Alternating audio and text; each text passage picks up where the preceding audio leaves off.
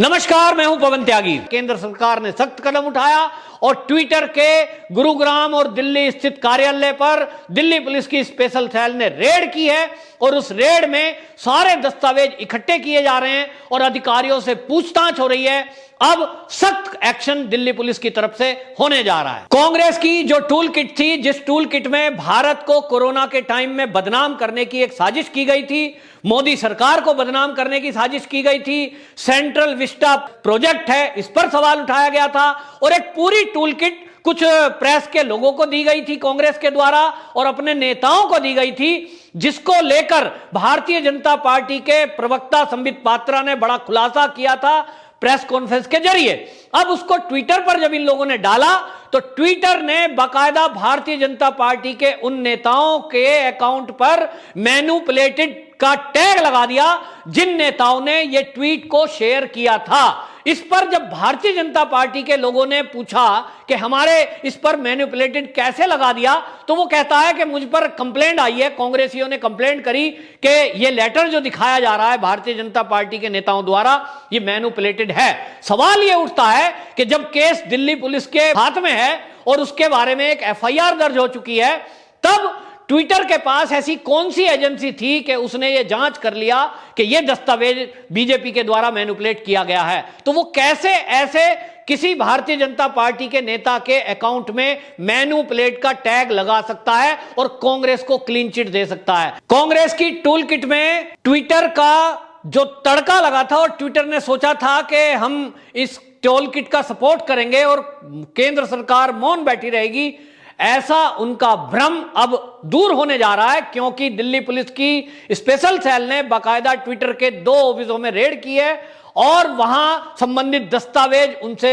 लिए जा रहे हैं, वहां सबूत इकट्ठे किए जा रहे हैं। क्योंकि आपको बताएं, जो कांग्रेस ने टूल किट बनाई थी जिसका खुलासा भारतीय जनता पार्टी के प्रवक्ता ये संबित पात्रा ने किया था और प्रेस कॉन्फ्रेंस में बाकायदा उस लेटर को दिखाया था, जो लेटर सोशल मीडिया प्लेटफॉर्म पर कांग्रेस ने फैलाया था और उसके जरिए यह बताया गया था कि केंद्र सरकार को बदनाम करने के लिए, मोदी को बदनाम करने के लिए किस तरह से इस कोरोना के टाइम में आपको बेड एक्वायर करने हैं हॉस्पिटल में, किस तरह से कुंभ पर सवाल उठाना है ताकि यह बताया जा सके कि कुंभ ने से ही पूरे देश में कोरोना फैला है। और इस तरह से हिंदू संस्कृति को, देश को बदनाम करने के लिए एक टूल किट तैयार की गई, उसका प्रचार किया गया। कांग्रेस के लीडरों ने बाकायदा मोदी वायरस नाम दिया एक वायरस को जो कोरोना फैल रहा है, जबकि हम सब जानते हैं कि यह कोरोना चीन से फैला था, लेकिन कांग्रेसियों ने इसको मोदी वायरस कह के प्रचारित किया। इस पूरे चाल में उनकी साजिश थी कि भारत को बदनाम किया जाए। लगातार राहुल गांधी और प्रियंका गांधी ट्वीट कर रहे थे और वो कांग्रेसी लीडर लगातार इस भाषा का इस्तेमाल टीवी पर आकर कर रहे थे कि पूरा देश, जैसे कि हमने देखा कमलनाथ जो कि पूर्व जो सीएम है मध्य प्रदेश के, वो तक बार बार ये बोल रहे थे कि पूरी दुनिया में भारत बदनाम हो रहा है, मोदी वायरस अब पूरे भारत में छा रहा है। मतलब एक तरह से पूरा टारगेट किया गया था और लोगों को स्क्रिप्ट लिख के दी गई थी कि आपको केंद्र सरकार को पूरी दुनिया में बदनाम करना है। वहीं भारत में किस तरह से अफरा तफरी फैलानी है, उसके लिए हॉस्पिटल में बेड प्री बुकिंग कर देना है, फिर किस तरह से कोरोना के नाम पर झूठ फैलाना है। बहुत सारी फोटो वायरल हुई जिसमें कि उत्तर प्रदेश में गंगा के किनारे वो दफन हुई लाश, जो कि बौद्ध धर्म में पहले से सदियों से दफनाई जाती रही हैं, उसको यह बताया गया कि कोरोना में लोगों को लाश जलाने के लिए पैसे नहीं है, लाशों का ढेर लगा हुआ है यूपी में। और किस तरह से जो टूल किट थी उसका खुलासा हुआ था, लेकिन उस पर ट्विटर ने बाकायदा संबित पात्रा को ही झूठा सिद्ध करते हुए मैनिपुलेटेड का टैग लगा दिया था। और इस मैनिपुलेटेड टैग के कारण सवाल यह उठ रहा था कि जब दिल्ली पुलिस जिस चीज की जांच कर रही है, जिस मुद्दे की अभी जांच दिल्ली पुलिस को करनी है, न्यायालय इस बात का फैसला करेगा कि कौन सच बोल रहा है, कौन झूठ बोल रहा है। संबित पात्रा ने जो दस्तावेज प्रस्तुत किए, बाकायदा वो कहां से चला, किसने बनाया, उस तक के भी सबूत प्रस्तुत किए थे। लेकिन उसके बावजूद कांग्रेसी कह रहे थे कि ये बीजेपी वालों ने मैनिपुलेट किया है और इसका फुटर और हेडर जो है इसमें छेड़खानी हुई है, ये लेटर हेड हमारा नहीं है। सवाल ये उठ रहा था कि अगर लेटर हेड तुम्हारा नहीं है तब कांग्रेसी टीवी पर आकर रोज रोज एक ही भाषा कैसे बोल रहे थे जो इस पत्र में लिखी हुई थी। बाकायदा कांग्रेस का लेटर हेड था जिसमें देश में नई बन रही संसद जो कि सेंट्रल विस्टा प्रोजेक्ट के नाम से जानी जा रही है, उस सेंट्रल विस्टा प्रोजेक्ट को भी बदनाम करना, उसको मोदी का घर बताना, इस तक की बातें उस टूल किट में कही गई थी। अब जब पुलिस में यह एफआईआर दर्ज हुई, यूं तो कांग्रेसियों ने भी एफआईआर दर्ज कराई, लेकिन कांग्रेसी एक भी सबूत कोई प्रस्तुत पुलिस को नहीं कर पाए जिसके कारण वो सिद्ध करें कि ये जो टूल किट का खुलासा भारतीय जनता पार्टी की तरफ से किया गया है ये फर्जी है। वो कोई सबूत पेश नहीं कर पाए। इधर भारतीय जनता पार्टी की तरफ से यह एफआईआर हुई क्योंकि मामला बहुत संवेदनशील है, देश की सरकार को बदनाम करने का है और देश की सरकार के साथ साथ कोरोना के काल में देश के खिलाफ एक साजिश का मामला है। क्योंकि अगर इस कोरोना के काल में जहां मरीज हॉस्पिटल में बेड की वजह से, बेड ना मिलने की वजह से लोग मरे, बहुत लोगों की मौत हुई कि उनको ऑक्सीजन नहीं मिला, बहुत लोगों की मौत हुई उनको दवाइयां नहीं मिली, और अगर ऐसे में किसी ने साजिश करके,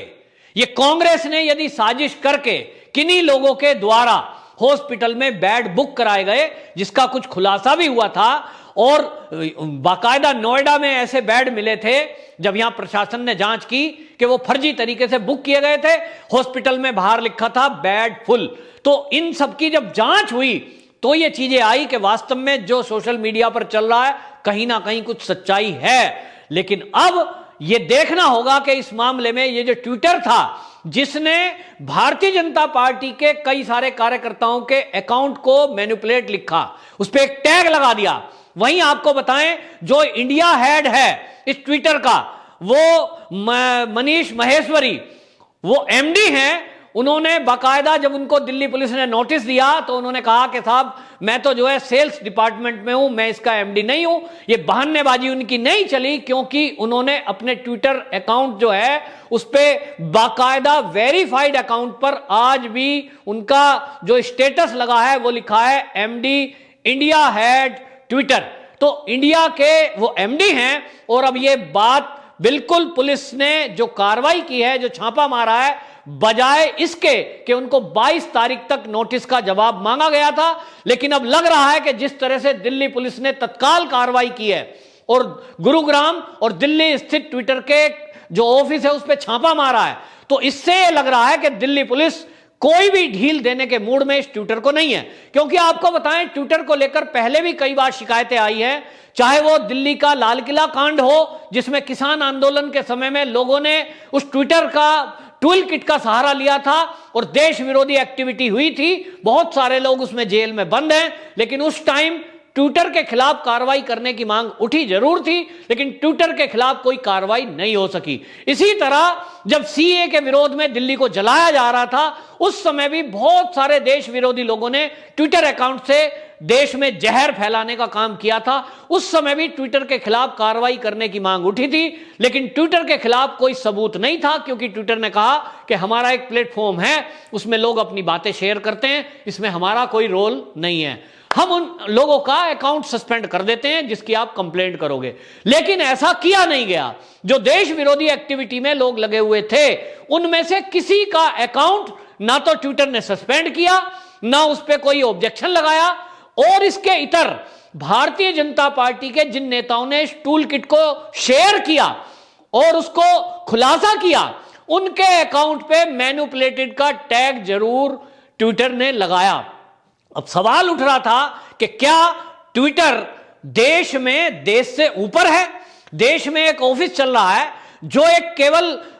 सोशल मीडिया एक प्लेटफॉर्म है, आखिर उस प्लेटफॉर्म को हम किस हद तक छूट देंगे? क्या वो देश विरोधी ताकतों से मिले रहेगा तो भी हम उसको छूट देते रहेंगे? क्या वो देश में आग लगाने वालों के साथ मिला रहेगा तो भी हम उसको छूट देते रहेंगे? क्या उस प्लेटफॉर्म का यूज इस एपिडेमिक में, महामारी के काल में साजिश रचने के लिए किया जाता रहेगा और हम मौन रहेंगे? तो इस पर सवाल उठ रहे थे, पूरे देश से यह मांग उठ रही थी। मैंने खुद भी सोशल मीडिया के जरिए और चैनल के जरिए यह मांग उठाई थी कि इसके खिलाफ सख्त कार्रवाई केंद्र सरकार करे और एक नजीर प्रस्तुत करे कि ये जो सोशल मीडिया प्लेटफॉर्म के लोग इस देश विरोधी ताकतों के साथ मिलकर ये ताल में ताल मिलाते हैं और सरकार के विरोध में खड़े हो जाते हैं, ऐसे लोगों पर अगर कार्रवाई सख्त नहीं की गई तो इनका हौसला बढ़ेगा और देश विरोधी ताकतें इसी तरह से सोशल मीडिया प्लेटफॉर्म का यूज करती रहेंगी। अब जबकि सुप्रीम कोर्ट तक इस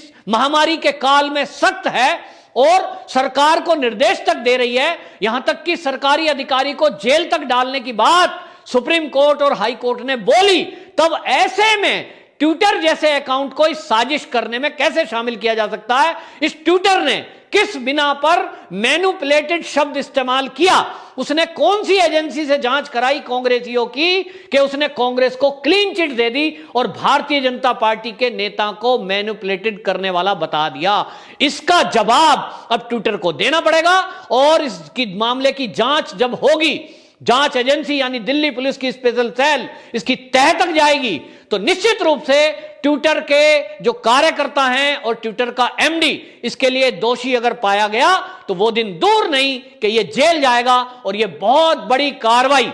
केंद्र सरकार की तरफ से हुई है। अब ये साफ है कि ट्विटर की अब ये जो एक तरफा सोची समझी रणनीति और पक्षपात पूर्ण रवैया अब ये चलने वाला नहीं है। इस देश में अब ये नहीं चलेगा कि आप देशभक्तों के अकाउंट सस्पेंड करो और जो देशद्रोही हैं उनको आप खुली छुट्टी दो। इस देश में आप बैठकर इस तरह की एक्टिविटी करेंगे तो केंद्र सरकार इसी तरह का सख्त एक्शन लेगी। अब ये मोदी के एक्शन से दिखाई दे गया है और ये बहुत जरूरी भी है, क्योंकि जब सारे दुश्मन एक साथ मिलकर इस देश को तोड़ने और देश को नुकसान पहुंचाने में लगे हुए हैं तो देशभक्त सरकार में बैठे हुए मंत्री या अधिकारी मौन होकर इसको देख नहीं सकते। यह एक्शन इसी दिशा में एक बहुत बड़ा कदम है।